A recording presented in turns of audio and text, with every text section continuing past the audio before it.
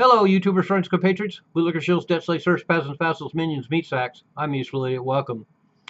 And so we're now on the brink of a possible peace plan in the Russia-Ukraine conflict. And in some respects, I have a fair amount of faith that this will happen because Trump wants it to happen really bad. It was one of his campaign promises. It's a matter of pride with him, and it would be quite a feather in his cap, as he well knows, to actually end this conflict, which has been going on for what, 4 years now. And it's good timing because, as I stated in my other video that I posted today, Ukraine has lost the war. They have a lot of impetus to end the war now because it's just going to get worse for them, and a lot worse. So the timing is really good. But the other thing, of course, is that Trump is talking about if Ukraine doesn't accept this plan, then the U.S. will no longer support them in this war, and that would definitely be the end for Zelensky and Ukraine. But the 28-point plan that Trump has put forward is pretty interesting, but I also think it's pretty pragmatic, and he does give Russia a lot of what they want, but that's one pragmatic way of making this peace agreement happen, because Putin is negotiating from a position of strength, and he knows he's winning the war.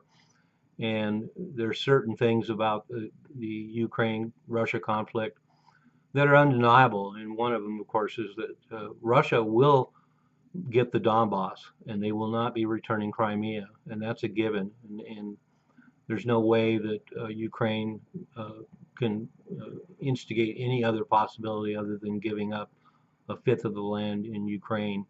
And as I pointed out in that other video, it's kind of interesting that Ukraine wants to hang on to Donbass because they've been attacking Donbass since 2014 and have been involved in oppressing the Russian-speaking peoples of that region for a while, and has no love for those people. So it's more about land and resources and pride.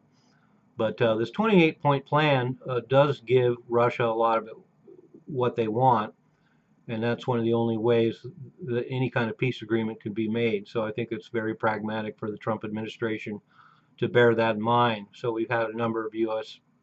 congressmen, including Republicans, who are outraged by handing over so much to Putin.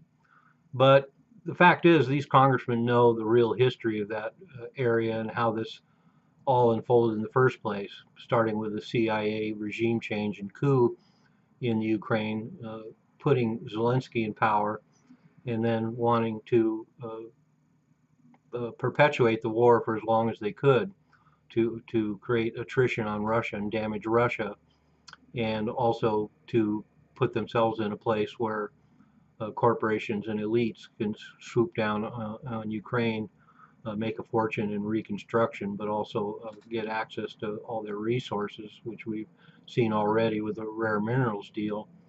But Russia is going to get a lot of things they wanted. Ukraine would not be allowed to join NATO, although they would be allowed to join the EU. Russia wanted Ukraine completely demilitarized, so one compromise they would have to make is allowing the Ukraine military to be 600,000, about 300,000 lower than what they have now, and also calling for elections, in which case Zelensky would probably lose, and a number of other things that are fairly generous to Russia. But as I point out, you have to be pragmatic. Russia's winning the war. There's no reason they're going to get everything they want if they just keep pressing the war. So it seems pragmatic to just have a peace agreement with security guarantees moving forward for Ukraine, making sure they don't go into NATO, and make sure they don't have the capacity to perpetrate warfare moving into the future. And so, but one of the things that's interesting that just happened, of course, is Trump has given them till Thanksgiving, just a few days away, to accept this agreement or be completely cut off from the United States. But then Trump said that he'd be willing to negotiate some of the points. And one of the points that's the most glaring is one clause in the 28-point plan is that all the aid given to Ukraine would be audited, and that's certainly something that Ukraine doesn't want to have happen. And they have this blossoming corruption scandal going on there right now, implicating a lot of people in the Ukrainian government and also the oligarchs. So now they've changed the wording and now want to give blanket immunity to everyone in the Ukrainian government. And so that's pretty dramatic, and that's a lot of incentive for Zelensky, that there wouldn't be a way for the United States and Western powers to find out how much corruption there's been, including within Zelensky's own family and Zelensky himself. So they would be given blanket amnesty and immunity from prosecution or even auditing if they sign this agreement. And so that's another reason why it looks like Ukraine is going to be willing to accept a lot of the terms. It does right now. Sounds like Russia is going to be willing to accept a lot of the terms because they are very generous and gives Russia a lot of what they want. And Ukraine is having to read the writing on the wall, and they're just going to do as much damage control as they can. And that's what we're seeing. So I'm fairly optimistic that this peace agreement will happen. Trump will get his feather in his cap, a lot of political capital, and his pride will be more inflated.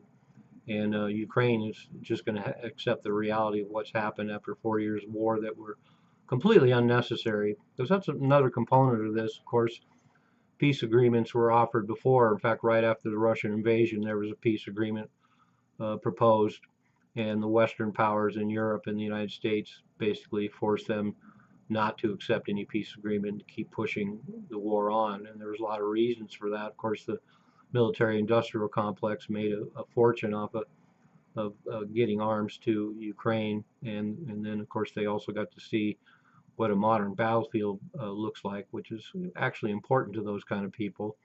And even now we have the Europeans cut out of this peace deal, and they are definitely have gotten on a war footing. And I think that's totally misguided. I don't think, as far as my understanding of Russia and Putin and history and analyzing geopolitics, I just think the whole idea that Russia wants to push forward and move into other European states is just preposterous. But they're using an excuse to hide their economic problems in Europe and spend a lot of money building up their militaries with this threat of an impending war with Russia.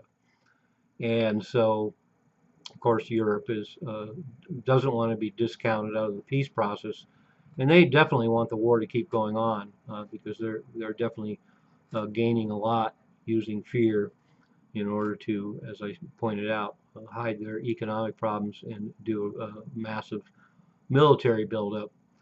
So anyway, interesting to see. It'll be interesting to see what other points in the 28-point proposal get changed. I'm sure a lot of things, there's some wiggle room, and I think there's a lot of things that Ukraine is concerned about as far as having no accountability once the war ends, and that will be at the heart of the proposal being accepted. But we'll see. By the end of the week, we'll know, and this war could be over, and that in itself would be a great thing. And then Trump will start bragging about ending 9 wars, and the biggest one yet.